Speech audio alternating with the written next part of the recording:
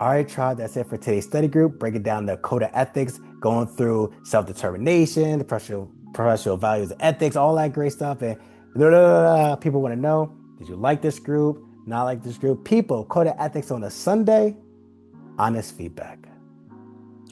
For me, my name is Ahava Divine, and I am in Hey, Hyanella, New Jersey.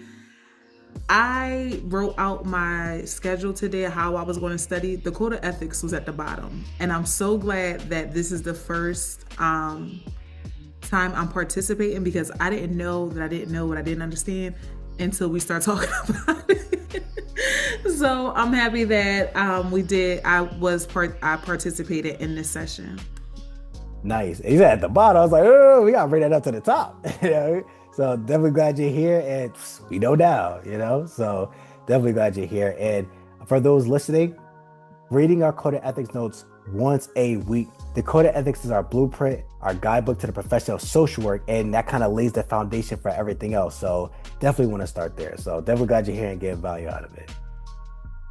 This is my second study session with you, Ray, and I am enjoying it more and more, and I will be signing up for 2 sessions this week.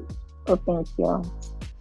Nice. Definitely glad you're getting value out of it. And yeah, with the study groups, I always say, you know, if there's a particular topic, like we're doing research, for example, it's like, let me tap into the research group to help clarify that. And if we're good on a topic, I always say skip it, but still do your consistent 2 questions a day and read your code of ethics notes once a week. So definitely glad you plan to come through. And again, we're gonna get that license. We're gonna stay consistent. Hi, Ray. This is Tanisha from Northport. Hey. I attended last week, and I already signed up for my 3 sessions for next week. I'm loving it. I'm taking my test next month, so you will be seeing more of me. I am so happy that I attended today, because again, code of ethics was also at the end of my list, and today, let's say it went up high. And I wait until research, because that is at the top of my list. Nice. And I'm glad you guys are here. It's like, no, we bring the code of ethics to the top. That's the first thing we want to do. But again, we diving into it, so it's all good. Definitely glad you're here and got that info. So we're gonna get to it. All right, my name is Barbara. Hey. I am so glad I found this individual group. I've been in your Facebook group for several months now, but I'm in and out. I'm not really on Facebook anymore. That MSW program wore me out with my job.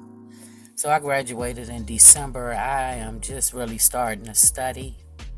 And I love your style of teaching. You have a way of breaking things down where it's not so overwhelming. So what you've helped me to do so far, and I haven't really been studying like that. I haven't taken the exam yet. I've been working in the field for over 28 years, which means nothing to this exam.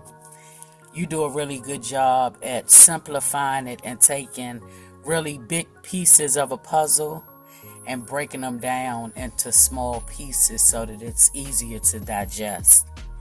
And the biggest thing that I take from your teaching style is you gotta look at the last sentence in a question, because 9 times out of 10, that's the question. So don't get tripped up with moving too fast, Barbara. So I thank you. I'm grateful for you. And I encourage you to keep up the good work. And I will be at your groups next week. I have no idea how I'm just learning about this. I just started attending the groups this week. This is my 3rd one. I was one of the lucky ones to win the licensing fee paid on my very first group. I was like, this is a sign. So keep up the good work, and thank you. And I'll see you in the next class. No, absolutely. That's a first time luck. You know, you join the group, you get the exam fees, and that's what's up. And and you know, that's one thing I would speak to of, you know, this exam requires a different way of thinking. Internship, papers, and just being removed from school for a period of time. We've been working in the field. Whatever our situation is, it can be a lot. 2 a day, because the thought process carries over.